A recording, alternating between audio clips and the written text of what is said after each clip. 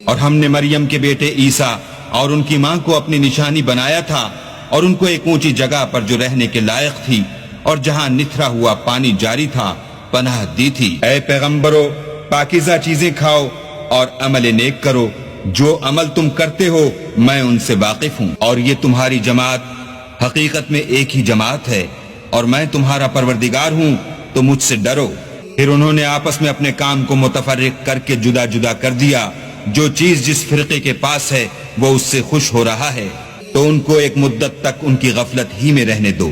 کیا یہ لوگ یہ خیال کرتے ہیں کہ ہم جو دنیا میں ان کو مال اور بیٹوں سے مدد دیتے ہیں تو اس سے ان کی بھلائی میں جلدی کر رہے ہیں؟ نہیں، بلکہ یہ سمجھتے ہی نہیں۔ جو لوگ اپنے پروردگار کے خوف سے ڈرتے ہیں اور جو اپنے پروردگار کی آیتوں پر ایمان رکھتے ہیں اور جو اپنے پروردگار کے ساتھ شریک نہیں کرتے اور جو دے سکتے ہیں دیتے ہیں، اور ان کے دل اس بات سے ڈرتے رہتے ہیں کہ ان کو اپنے پروردگار کی طرف لوٹ کر جانا ہے، یہی لوگ نیکیوں میں جلدی کرتے اور یہی ان کے لیے آگے نکل جاتے ہیں۔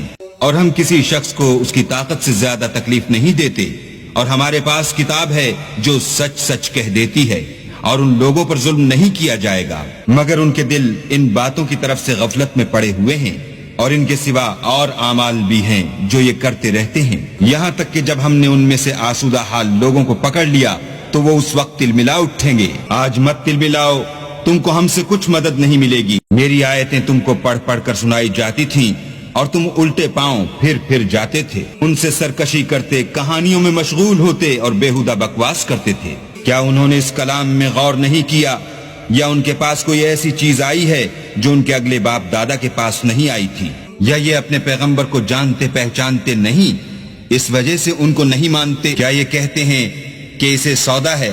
نہیں، بلکہ وہ ان کے پاس حق کو لے کر آئے ہیں اور ان میں سے اکثر حق کو ناپسند کرتے ہیں۔ اور اگر خدائے برحق ان کی خواہشوں پر چلے تو آسمان اور زمین جو ان میں ہیں سب درہم برہم ہو جائیں، بلکہ ہم نے ان کے پاس ان کی نصیحت کی کتاب پہنچا دی ہے اور وہ اپنی کتاب نصیحت سے منہ پھیر رہے ہیں۔ کیا تم ان سے تبلیغ کے صلے میں کچھ مال مانگتے ہو تو تمہارے پروردگار کا مال بہت اچھا ہے اور وہ سب سے بہتر رزق دینے والا ہے، اور تم تو ان کو سیدھے رستے کی طرف بلاتے ہو، اور جو لوگ آخرت پر ایمان نہیں لاتے وہ رستے سے الگ ہو رہے ہیں۔ اور اگر ہم ان پر رحم کریں اور جو تکلیفیں ان کو پہنچ رہی ہیں وہ دور کر دیں تو اپنی سرکشی پر اڑے رہیں اور بھٹکتے پھریں۔ اور ہم نے ان کو عذاب میں بھی پکڑا تو بھی انہوں نے اللہ کے آگے عاجزی نہ کی، اور وہ عاجزی کرتے ہی نہیں، یہاں تک کہ جب ہم نے ان پر عذاب شدید کا دروازہ کھول دیا تو اس وقت وہاں نا امید ہو گئے۔ اور وہی تو ہے جس نے تمہارے کان اور آنکھیں اور دل بنائے، لیکن تم کم شکر گزاری کرتے ہو۔ اور وہی تو ہے جس نے تم کو زمین میں پیدا کیا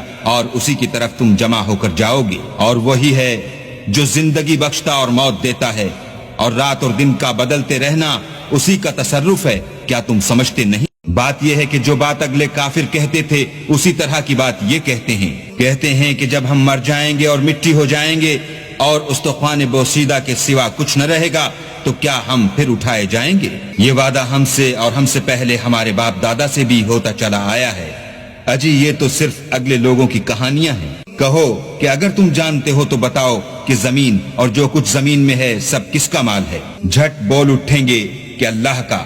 کہو کہ پھر تم سوچتے کیوں نہیں؟ ان سے پوچھو کہ 7 آسمانوں کا کون مالک ہے اور عرش عظیم کا کون مالک ہے؟ بے ساختہ کہہ دیں گے کہ یہ چیزیں اللہ ہی کی ہیں۔ کہو کہ پھر تم ڈرتے کیوں نہیں؟